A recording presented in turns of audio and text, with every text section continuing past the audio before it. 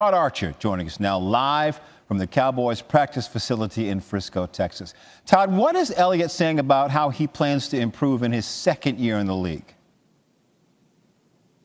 You know, it's funny, Jay. He had 1,631 yards last year, led the NFL in rushing, probably exceeded outsized expectation for him as a rookie.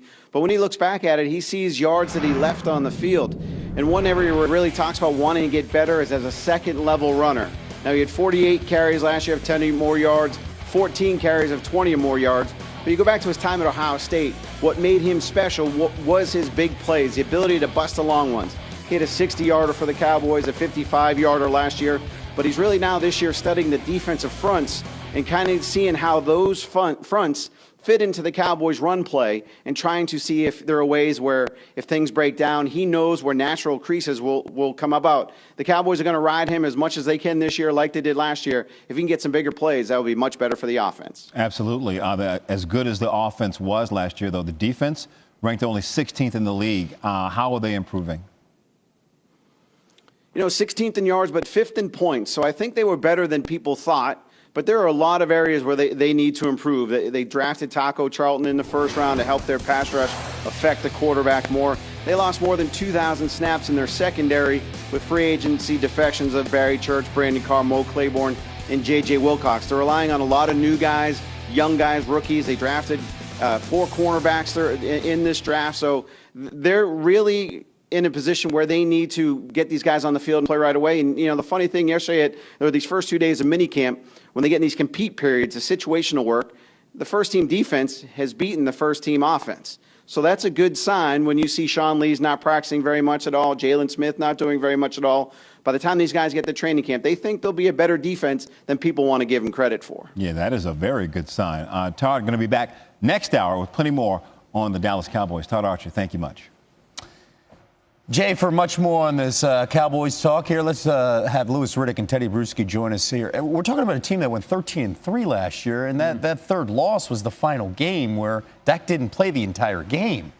If this defense is improved, how good can this team be in 2017? You know, we just kind of went through this exercise a little while ago as far as trying to predict, you know, what the turnout, what the schedule will be this year and how good the Cowboys will be. And that's assuming now, we're assuming automatically that the Cowboys offense is going to be the same as it was last year.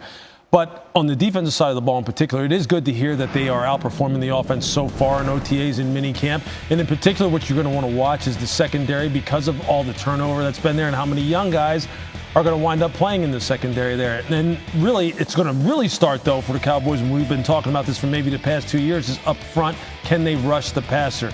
In the NFC in general, you better be able to put heat on quarterbacks because all the offenses, the top offenses, are going to be better this year.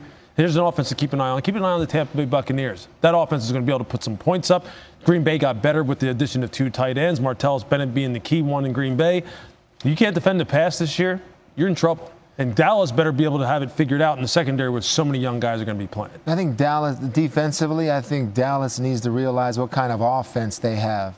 And 2 things they need to focus on, in which they really struggled in last year, was taking the ball away and 3-and-out percentage. 3-and-out percentage is when it's a new series, you come out there, and how many 3-and-outs do you get? Meaning first down, second down, third down, and then then they're punting.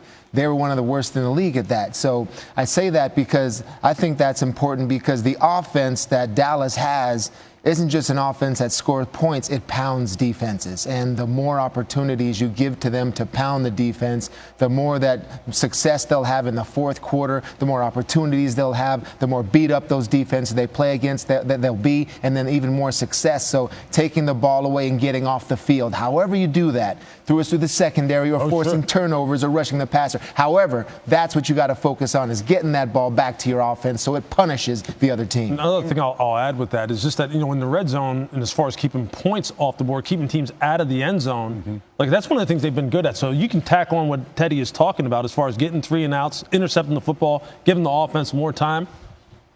Who's to say they can't be 14-2, 15-1? They got to undefeated. Keep Zeke standing, right? That too. Such a crucial point. The offense needs to not have a step back. Yeah, and he's talking about second level, getting better at the second level. He's already pretty good at the second level. I would say so. In terms of, you see those explosive plays. I mean, he's pretty good at that. Yeah, not too shabby.